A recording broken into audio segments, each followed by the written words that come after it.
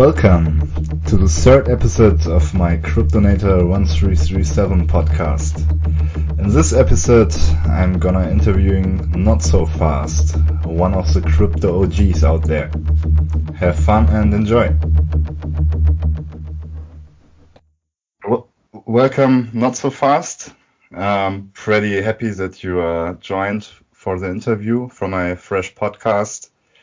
Appreciate it. I guess a lot of my listeners will already know who you are, what you're doing in the space, that you're one of the so-called OGs on crypto Twitter. Yeah, if you like, for the people who don't know anything about you, what were the main reasons for you to enter the space? How did you get started with cryptocurrencies? I mean, you are in it for a longer time than the most, 2014, I guess. Yeah, sure. Well, thanks for the welcome. I'm really happy to be talking to you. So I guess I'm an eternal hobbyist and amateur in crypto, and I got started mining Dogecoin right at the beginning of 2014, and I knew about Bitcoin before that, but I wasn't really sure that the politics of it would catch on, and I thought that the friendliness of Dogecoin and really other altcoins was a lot more fun and a lot less libertarian and a lot more interesting. And I had already known a lot about open source software and thought, okay, well, this is how Bitcoin or whatever is going to catch on, is when people can make it whatever they want and participate however they want by forking Bitcoin software on their own terms to run their own projects or do it their own way. That's probably what this is going to look like over the long term. And so that's basically what I did. And now, like I'm still just a hobbyist. I don't do extra work to like keep up with everything, because now it's an industry and like all the new people are way smarter than me. So I basically stay in my lane, trying to approach the whole thing from the perspective of, if it's not fun, I don't really do it. And so a lot of what I do now is just try and keep a bird's eye view of everything that's going on.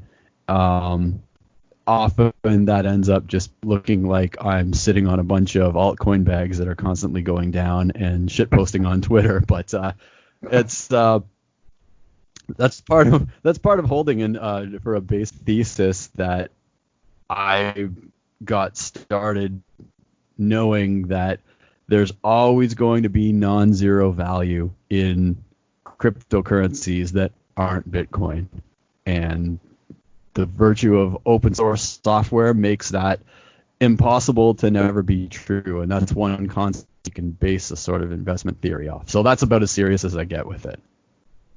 Yeah, got it. Yeah. Yeah. The altcoin bags which are going down, I mean, I know this shit. Of course. Well, we're both playing in the weeds, you and I, with looking for. Now it's a meme, and it's almost like a job description, like looking for gems and stuff. That's. Yeah, I remember when I was digging through Bitcoin Talk, and every time I saw your handle posting or commenting a new coin announcement, I was like, oh yeah, let's dig a bit deeper here. If NotSoFast is on it, there's a high probability that there's something going on. Yeah, I wonder, like, being an indicator is not the greatest thing in the world, because if if I post on a Bitcoin Talk post in the past, like, and I do it now again. I just was looking at another, like, it looks like a sort of unregulated ICO exit scam because the original poster hasn't been online in 2 weeks and their main site is down. But I was still, they were saying, oh, we're going to build a DEX and it's going to work this way, and it's going to, you just access it with like a Bitcoin key. So I thought, oh, okay, this is something kind of cool that might be independent and going on. Of course, it didn't amount to anything at this point, but like, I think anybody going through Bitcoin talk looking for my posts and using that as a validator, as an indicator that something's better than something where I didn't post, is definitely a bad idea now, because I'm just trying to like explore and have fun, and so like it's hard to do it with a mindset of like, oh, people are watching what I'm doing and I'm responsible for them following me, you know.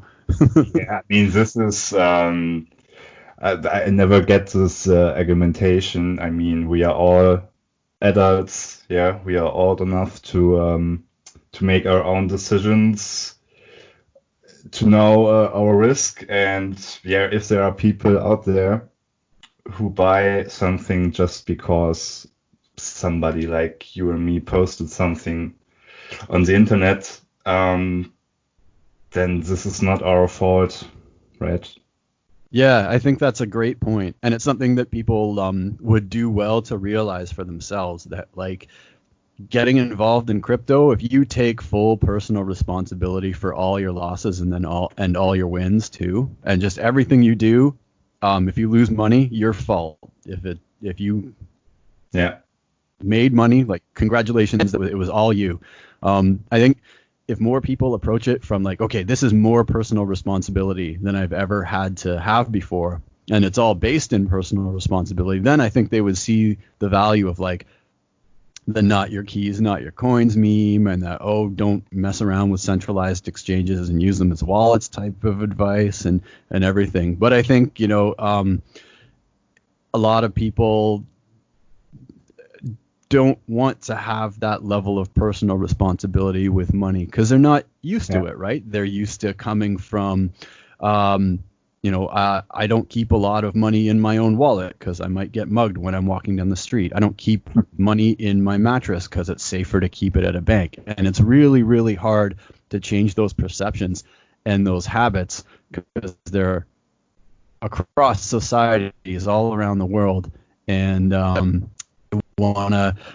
it's a big leap for a lot of people to make, to realize like, oh, the security of my own money begins and ends with me and my understanding. And sometimes that realization isn't outweighed by the kind of maybe it's greed, or maybe it's just natural human chasing of profits and getting a better position in life. That all boils down to like realizing that there are risks and owning those risks and managing them. Yeah, that's it. So they have to learn that if you are taking risks, that you can get hurt. And yeah, that's it. When it comes to the human greed, perfect introduction to my next question. Oh, good. Which would be, what is your current take on the altcoin market? Let's say midterm, like over the next, or for the rest of this year, and over the next 1 up to 2 years. I mean, it's a heavily discussed question, especially on crypto Twitter.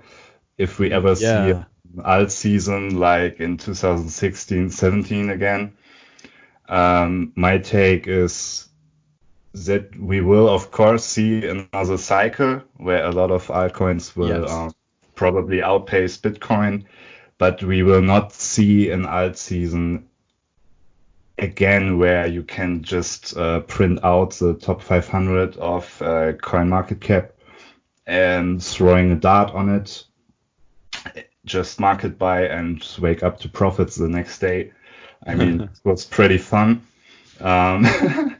But I just can't see how this should happen again. I mean, yeah, people are probably still greedy, but I just don't see where the money should come from to pump several thousands of shitcoins. So Yeah. I would really be interested in your thoughts on this. So there are so many more factors in play this time around than there were before. Now the Tether machine and the stablecoin machine is really, really functional, and it's accepted everywhere in crypto. And so that would be one of the factors that I think would prevent or dampen the next alt season. If you compare the time in 2014 where the only real easy alternative to Bitcoin was holding proof of work altcoins. Altcoins and Bitcoin had a really strong inverse relationship. So if you thought Bitcoin was going down versus USD, you would dump it for whatever altcoins you liked to hedge with. Yeah. And that's definitely not the case now. You have so much easily available US dollar stablecoins that are trusted and centralized and everything. They're not really a great hedge. There's a lot of systemic risk that people just kind of ignore because the system looks so much like the banking system that they already trust. It's a really easy place for people to hedge away the Bitcoin volatility. And of course, any amount of Bitcoin that people move into stable coins is Bitcoin that they're not going to move into altcoins, which are seen as even more volatile. So that dynamic is definitely gone. And it's something that's going to prevent altcoins from going up in the future. However, there's still a whole lot available. I'll talk about one more thing that's dampening altcoins, and that is the ease of creation of new markets. So before we had the sort of ERC20 token creation engine, you actually had to bootstrap your own. If you wanted to create a different coin network or a token, you could have done it on Bitcoin, but mostly you would have to get and distribute it in some way. You could do it via an airdrop too, or whatever. But you'd have to kind of bootstrap your own initial value by yourself. And then we got the major retail boom in 2017, where anybody could create a token and a website and a business plan and steal a bunch of stock image photos for your quote unquote team and do it that way. And now, because the base layers of Ethereum or whatever are trusted enough to just create a token and then figure out your own distribution, you just keep it for ourselves and hopefully sell it to people in support of our idea or our venture. That's taken a lot of the wind out of the sails of most other cryptocurrencies too, because most of the people out there don't know and don't care about the difference between a coin with its own sovereign network and a token that lives on something else's network. A coin with its own sovereign network has its own little bit of game theory keeping it alive, whereas long as it's worthwhile for miners to mine it or stakers to stake it, that coin will have a lot more trouble going to zero if its underlying value proposition of whatever venture it's supposed to be along with, or even if it's supposed to be an alternative to Bitcoin, if that gets wrecked for whatever reason, like devs leave or something breaks or whatever, there's still an underlying network value. Whereas for a token, if the devs or the venture doesn't work out, the token's worth nothing. Like, it dumps to zero and there are no buyers for it. And I think generally the proliferation of that many tokens has made so that there's not many buyers.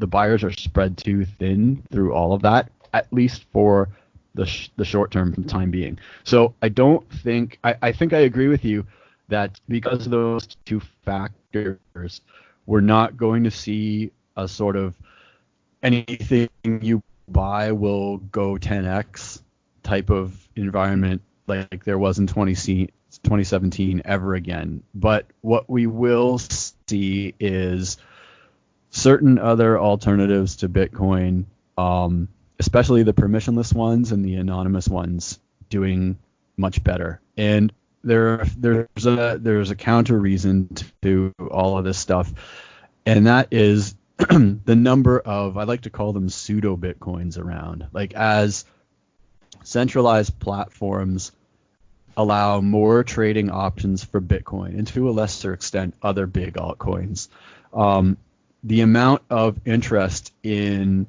non-spot, like non-real Bitcoins or virtual Bitcoins or pseudo Bitcoins, like through leverage, that's not all real Bitcoins. That's all fiat-based pretend Bitcoins. Anybody who's using leverage is using Bitcoins that aren't real. They're just kind of lent by a platform. Same thing with exchange traded funds. Same things with futures. Those are all derivative markets that aren't real Bitcoin, and they're all backed by the unlimited fiat that we see in the world. So I think that unlimited fiat interest, which for large scale institutions to start playing, is going to cap the number go up quality of Bitcoin, and the very aspect of it being an anchor to show the ridiculous inflation of fiat that we have going on in the world, because all the interest in Bitcoin is now moved off of the spot trade.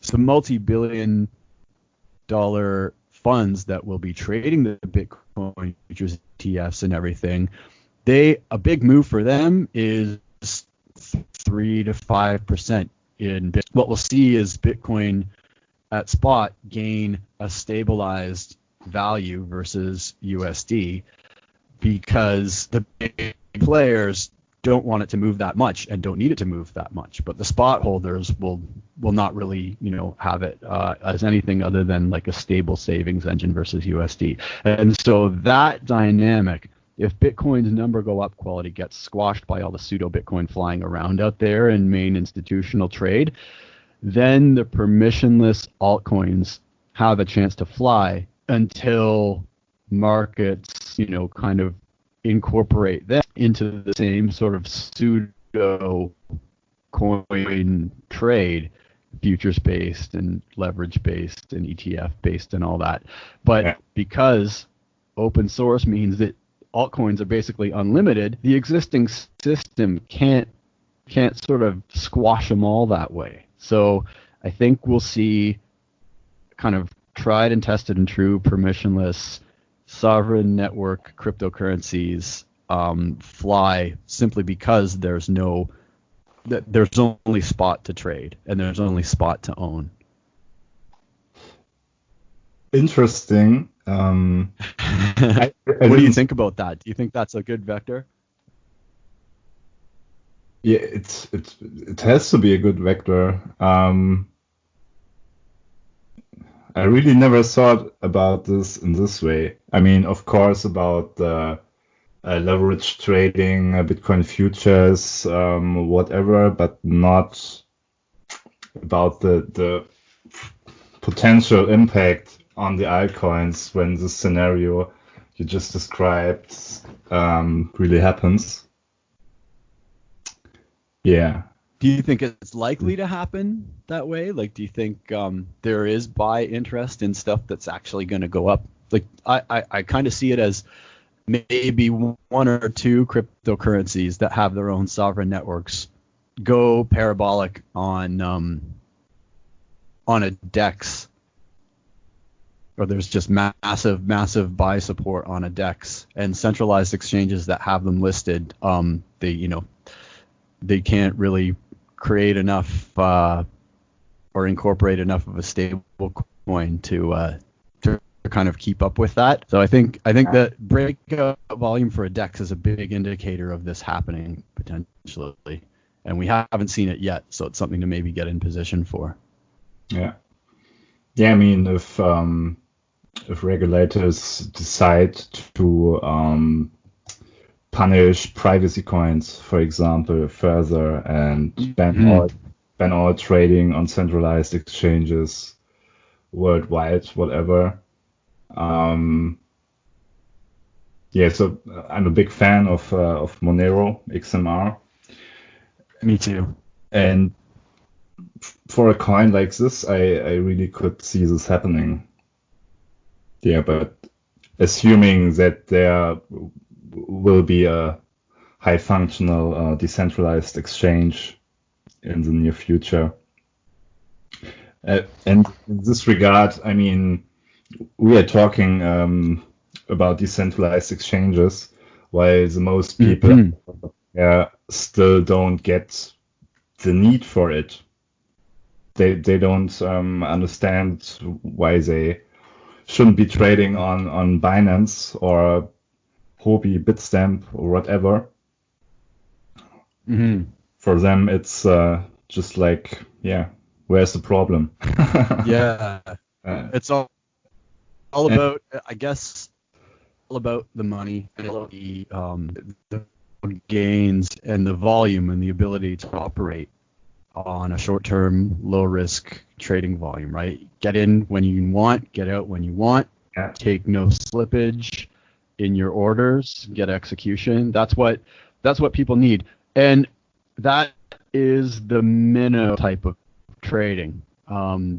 Everybody who believes that stuff is like, oh, I need volume, I need to exit and enter at my price, I can't have slippage. That's the minnow way of trading, and nobody thinks like a whale anymore. They're not conditioned to. They think, oh, that has no.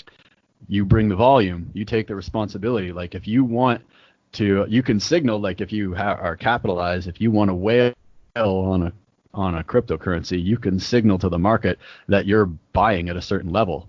And if a market in an altcoin doesn't go below a certain level, and you absorb every single dump into that, algos will catch on, not just people, and you're gonna basically write your own story for your position. A lot of people don't think like a whale or trade like a whale because they perceive the systemic risks of slippage and all that to be too great for their own book or their own whatever. But what ends up happening is when a whale is playing a game like that and basing an altcoin and then ratcheting it up to another price level and creating additional volume, the minnows kind of swim towards that and end up buying near the top because they're chasing the short-term gains, and they're chasing the TA that's being painted on a chart. So, but over to a DEX is when pick up, there's a lot of potential catalysts and more every day that can make it happen. You and I, we both know we're not the biggest fans of Binance or Changpeng Zhao, and just because of the sort of centralizing and effect that that exchange has had on the whole crypto system. It's done tremendous business, but at a cost to standards for the whole ecosystem. Like now, exchanges with volume don't list things unless projects pay a listing fee. Like that's straight up payola, and I think there will be a catalyst at some point where the projects that can pay for a listing at Binance will have all the life. They don't pay listing. I mean, you don't have money for development. Yeah, like I think like marketing package. I'm not kidding. I'm not kidding. Exactly. This is how they sell it. Yeah.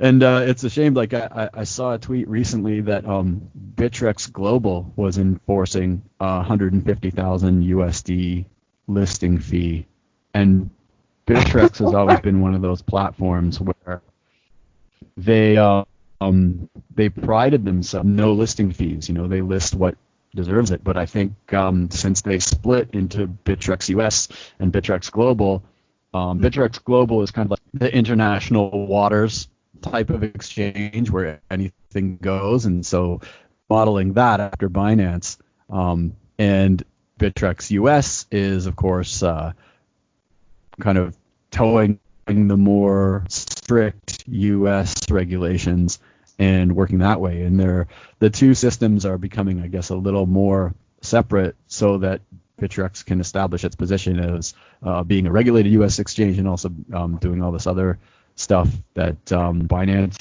has been free to do through its regulatory arbitrage. And all this is all well and good, but as soon as one of these exchanges gets enough value to suffer a long-term loss or a long-term hack, and maybe not an exit scam, but just some kind of devaluation where, maybe it's governments trying to subpoena all the docs of their users and intercept profits to tax them at the source or something like that. But like as soon as those centralized exchanges capitulate to regulations or governments, or knock on wood, I hope they don't get scammed or exit scammed, but it could still happen. People will begin to sort of relearn the value of being in control of their own money. And I think, and meanwhile, DEX usability will get easier and less burdensome, and people will slowly make the switch towards that. Hopefully. Yeah. Yeah. So we were trying to answer like what I thought about whether the altcoin market in the next 6 months and then the next 2 years. So in the next 6 months, I don't expect very much, but definitely in the next 2 years, post halving, I think there's a really good chance of sovereign proof of work cryptocurrencies, and even some crappy coins that started out as an ICO and then eventually, once they achieved a pseudo distribution and market interest and a community of shillers on Twitter, they'll launch their own coin. So like Matic is one that comes to mind. I don't have any of that, but they're launching their own blockchain now that they've sufficiently built a community and a bunch of bag holders and everything. That's what they're doing. So that might be a valid way for things to pump. And I think it actually did pump lately, but yeah, some of those will, but especially private coins that aren't trackable, and sovereign cryptocurrencies, especially ones that have been working on stuff for a really long time, deploy their 1.0 systems that are permissionless.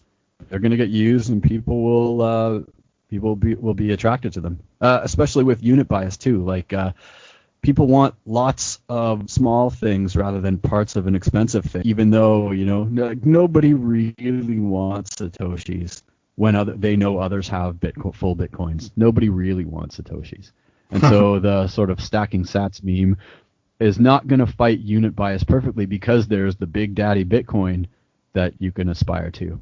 But you can have a whole lot of some small, and people like big numbers. They like when those big numbers belong to them. Yeah. And that's kind of, if they have the most of that of a particular coin or a lot of a particular coin, they're much happier than if they have like a million sats, but somebody that's not even a full Bitcoin, and somebody else has a bunch of full Bitcoins. They don't like that. Yeah, they can buy a BSV then, I guess. Yeah, I guess so. That's a nice approximation. Some people would be happy with that approximation. Yeah, note for the listeners, don't buy BSV or Bitcoin Cash. I was joking. There's just one real Bitcoin, and this is the one with the ticker BTC. just to stay safe. Yep. And you never know. I will admit, I bought a little bit of one of the other ones so that I could use Twet and play around on that platform. That's not a shill. That's just me being an indiscriminate experimenter with everything. Fair enough. Yeah, so when I announced the interview on Twitter, I got 2 DMs by people, and they were asking, hey, can you ask NotSoFast if he would recommend to get starting in altcoin mining right now? Um, I guess that's a tough question. I myself, Yeah, I'm it's so a good deep in the question. mining game. I mean, what I know is that most miners are working on a cash base. Means they are mining and immediately selling again to cover the cost, etc. Yeah. Versus spec mining means speculative mining. And I guess when most people think of altcoin mining, they want to spec mine, yeah. So they want to mine now.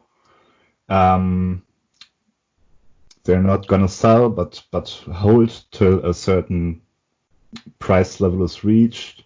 Hmm.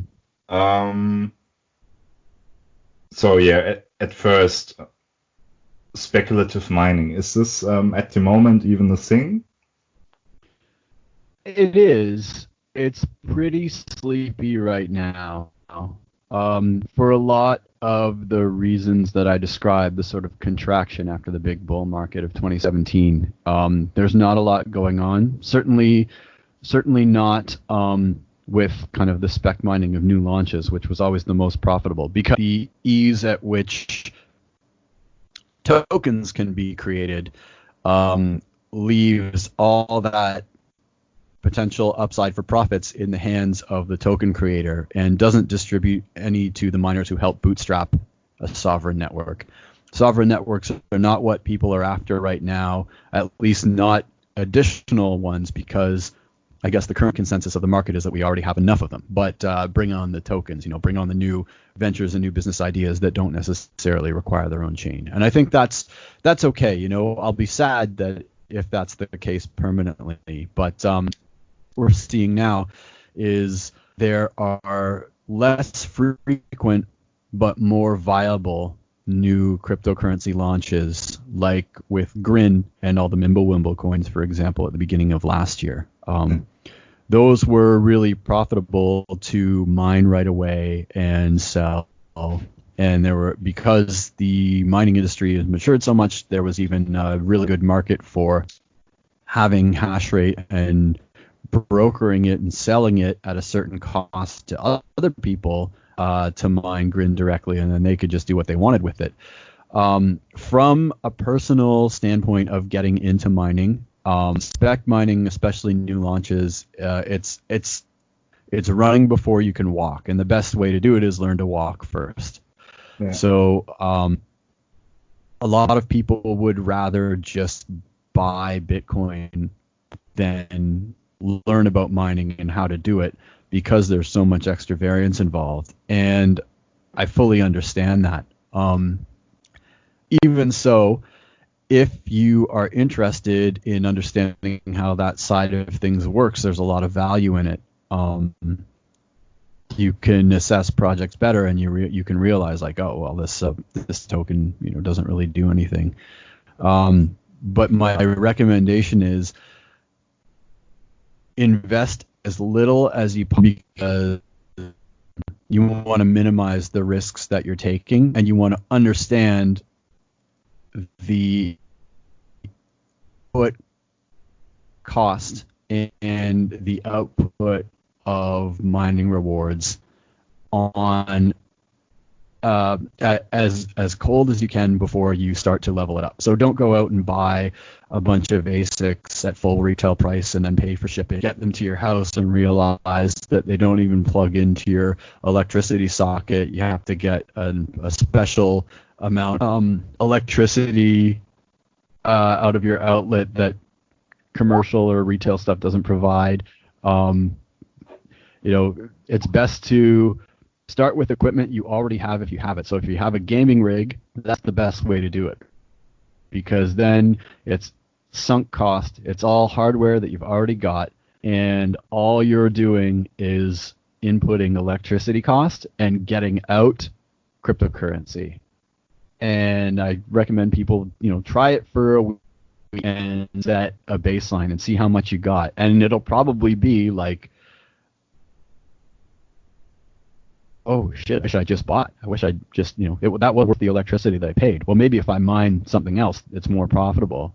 And you can kind of try and ratchet up that baseline with your own equipment. And that way you're only burning a little bit of electricity as you learn. You're not YOLOing into buying like some shitcoin hoping it'll 10x and then, you lose all your money. There's a limit to how much electricity one gaming rig can consume, and that's your maximum risk in this case. So that's why I recommend that it's a good way to get involved in it. And again, there's always minor changes to marketplaces. There's always altcoins undergoing halvings or reward changes or upgrades or market restructures where prices are going up and improving for miners.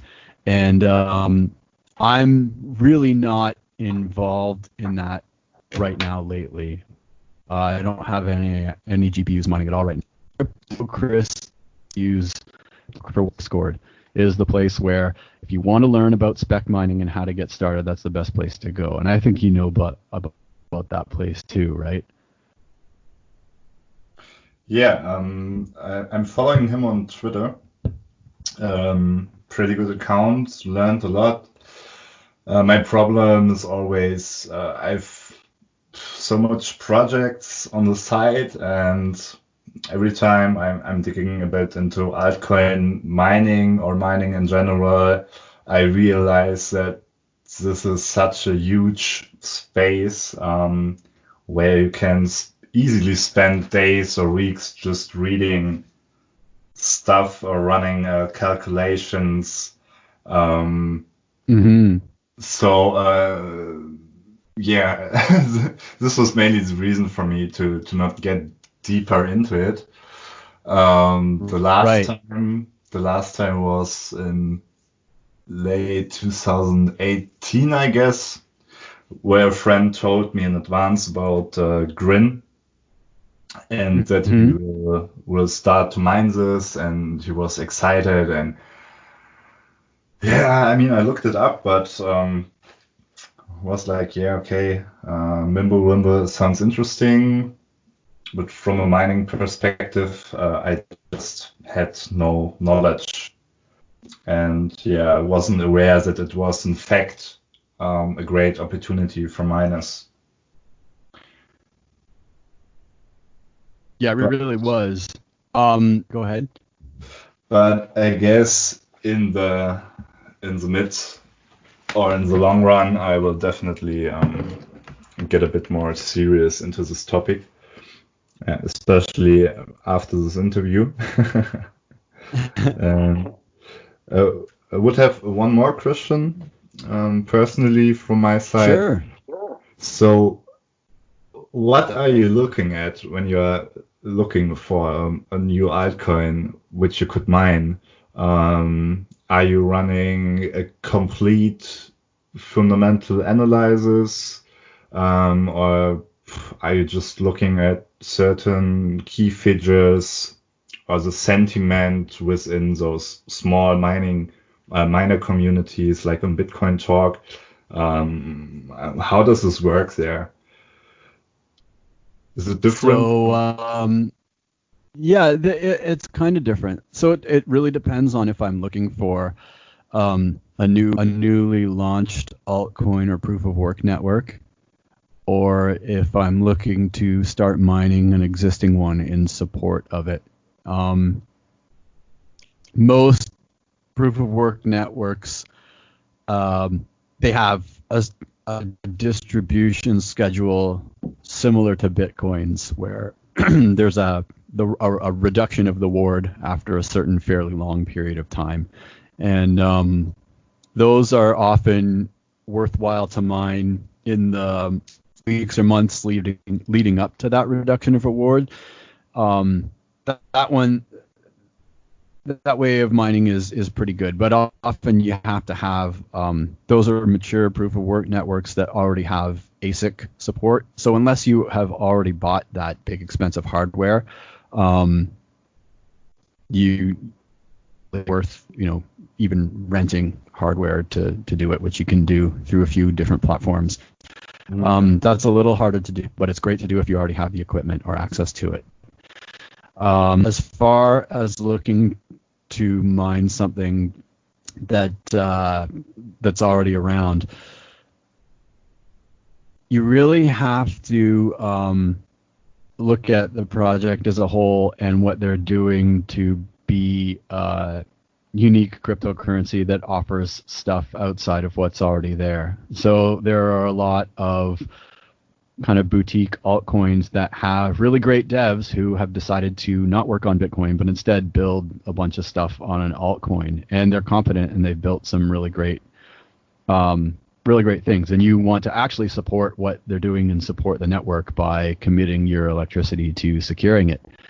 And I think from a fundamental standpoint with mining, you should put that first and support the network and accept your mining rewards, and kind of hope that it's profitable, or if it's not, move some of your hash rate away. There are other things that you can do to sort of choose a long-term altcoin to mine, but the best is sort of to get involved early, as early as possible, and hold your rewards as more people catch on and as things start being built out. And if it turns out that proof of work network is not going to survive, it's also up to you to sort of realize that early and switch away to something else once you've sort of lost faith or confidence in it. And again, it's trickier now. The time to listing of a new proof of work coin on a marketplace that generally has volume is much longer. Like we said, exchange listing fees pretty much guarantee that an independent proof of work coin have the money to pay those fees and get listed on an exchange with volume. So there's a big segregation of mining rewards to ability to sell them. Like it used to be that a coin would come out, miners would mine it, and Bittrex would be asking miners like, are there any new coins for us to list that we should list? And they would list stuff like, right away. So miners could sell right away. And there was an organic market from the very beginning. And that's actually really helpful to proof of work coins because it enables early price discovery very quickly. At the beginning, there's not much supply. The price can start really high and then drop down, but there isn't much supply for miners to dump to either just the place. There are very few. There's no indiscriminate like that can be later on. Like let's say miners grind on a proof of work coin for a whole year and sit on those rewards and only really sell stuff over the counter, where there's no chart and there's no known transaction price, like publicly known transaction price, and then suddenly a coin is listed on a marketplace, and then buyers are excited and interested in it, and then a miner who they just decide, okay, well, I need to recoup my capital. They dump everything, or they dump nearly everything on the marketplace and sort of wreck the price. The price discovery at that point can be a lot more volatile. So it's nice to have early listings, and we don't really have that anymore to a lot of extents. That's kind of another risk of mining, and choosing what to mine as well, is that you don't necessarily know whether you're even going to be able to sell your mining rewards to recoup your costs of mining on a marketplace. Fortunately, there are forums, like there's a Discord that allows OTC selling for proof of work currencies, and often the speculators in there are other miners looking to either assess their costs or determine their costs or buy other bags if they really truly believe in something. Few actual speculators are getting in there because there's not major volume marketplace uptake, and I think the adoption of DEXs will change that definitely. Very interesting stuff, and I guess a lot of useful knowledge for anybody who is planning to dip a toe into the mining waters. What was your? It's a pretty straightforward question, and you don't have to answer. Sure. obviously. What was your best and your worst mining investment? So the best Oh you gosh. mined. So I'll start with the worst. I think my worst investment was buying ASICs to mine X11, so Dash's algorithm, and there were a whole bunch of other ones as well. There was so many ASICs made that they became very, very unprofitable very quickly. They were basically bricked within 5 or 6 months, and there was this massive surplus of them too. You could like $1, like you couldn't give. They'll have like a couple left in my basement, kind of sitting on the ground gathering dust.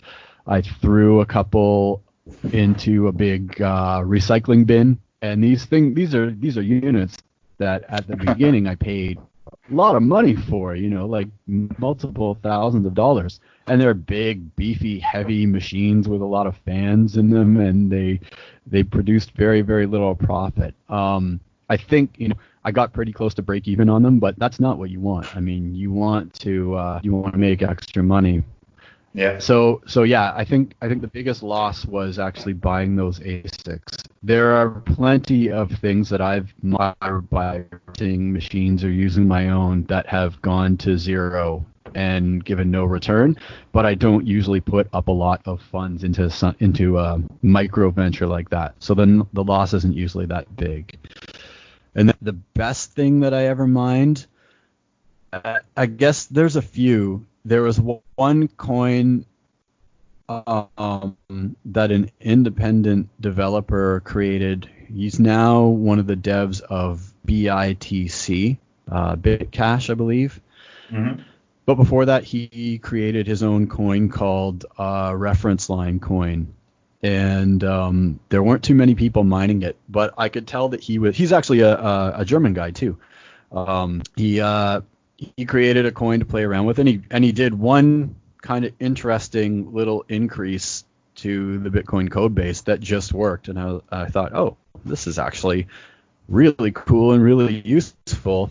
And I could see this forking into maybe not Bitcoin, but a whole bunch of other proof of work coins that could use it.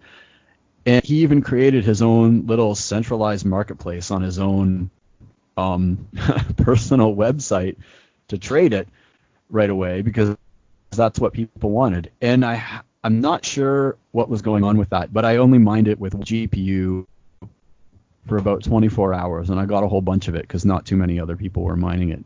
And then the marketplace was pretty crazy because this was happening in the kind of the first pullback from the highs in early 2018. And though I used a tiny amount of electricity as my input cost, the percentage return on it was ridiculous. Like it was like a 13 or 11.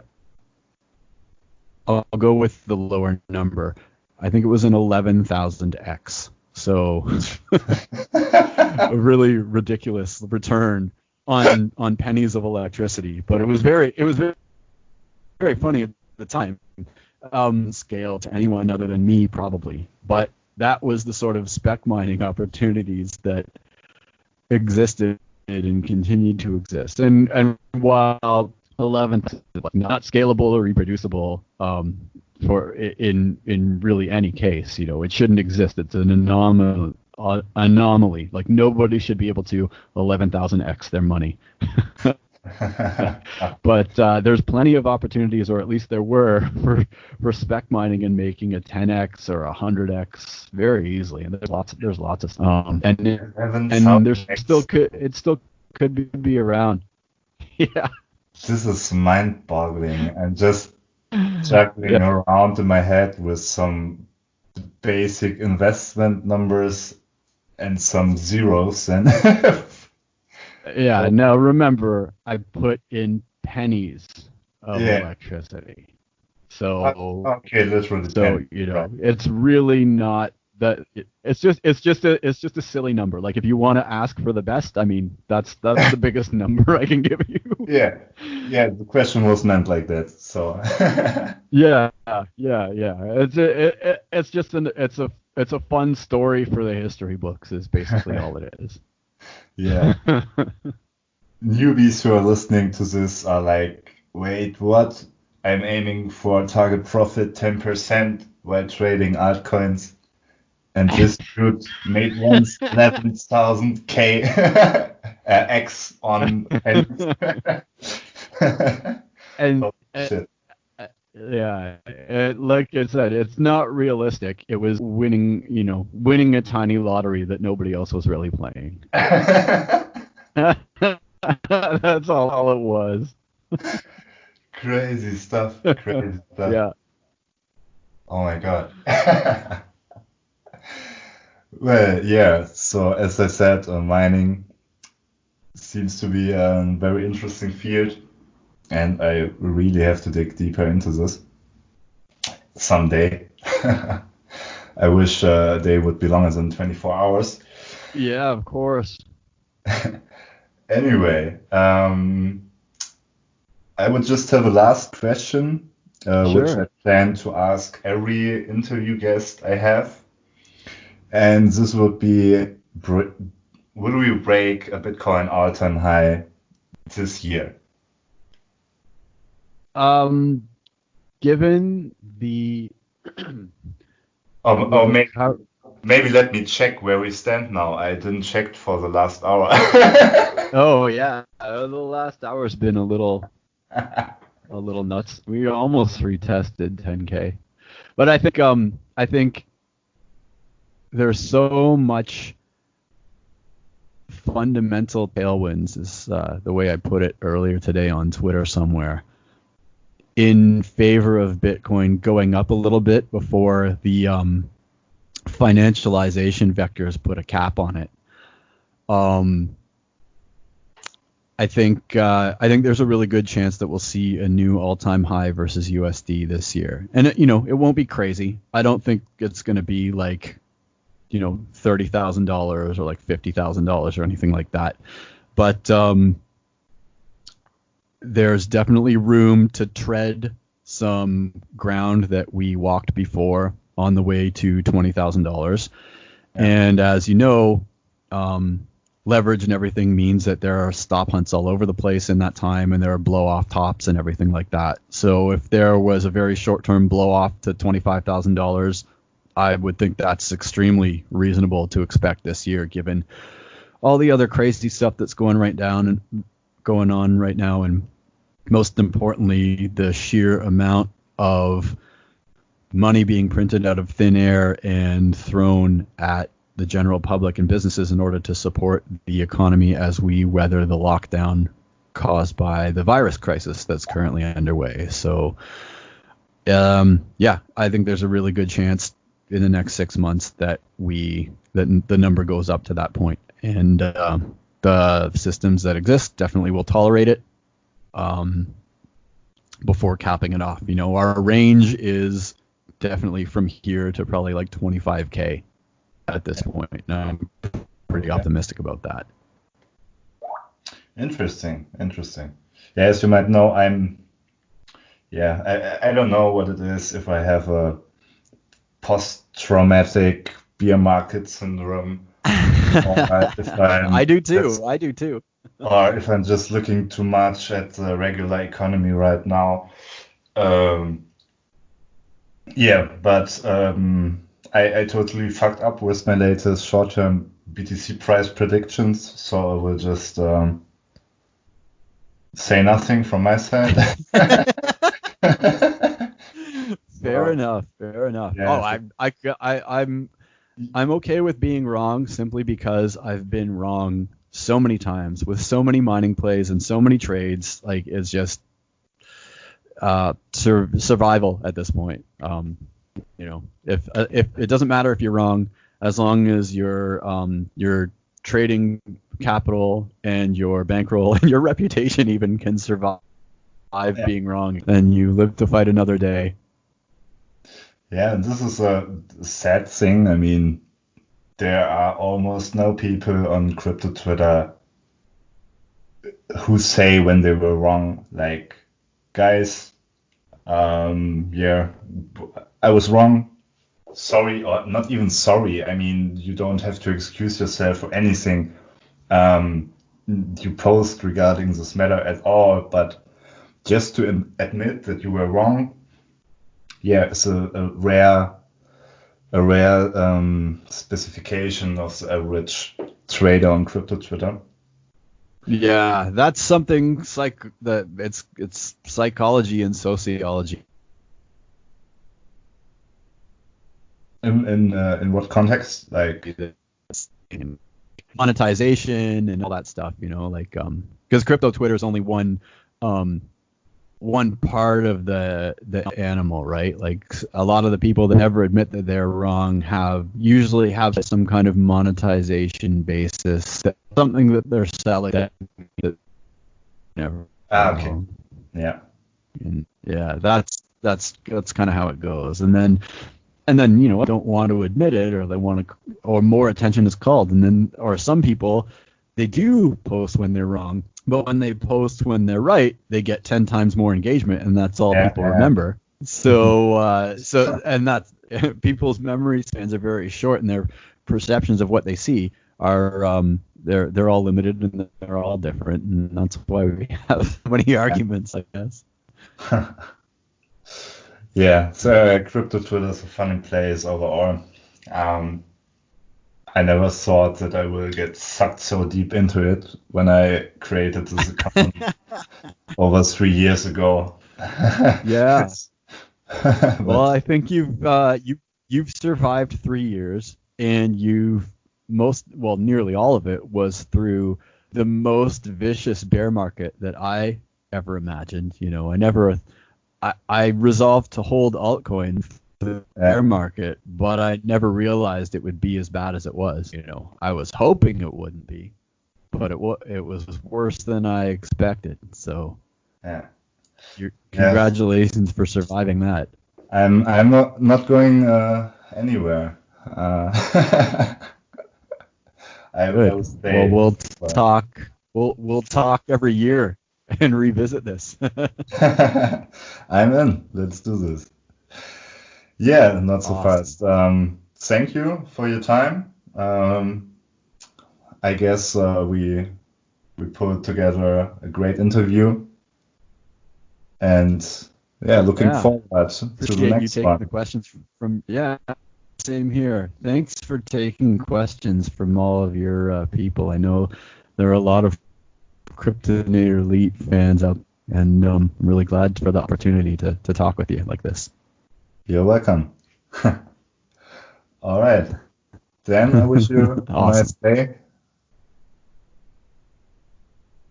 Great. You too. Yeah. Thank you, man. Bye. Bye. About Bitcoin and about the immutable distributed ledger and the benefits of that, decentralization versus centralization.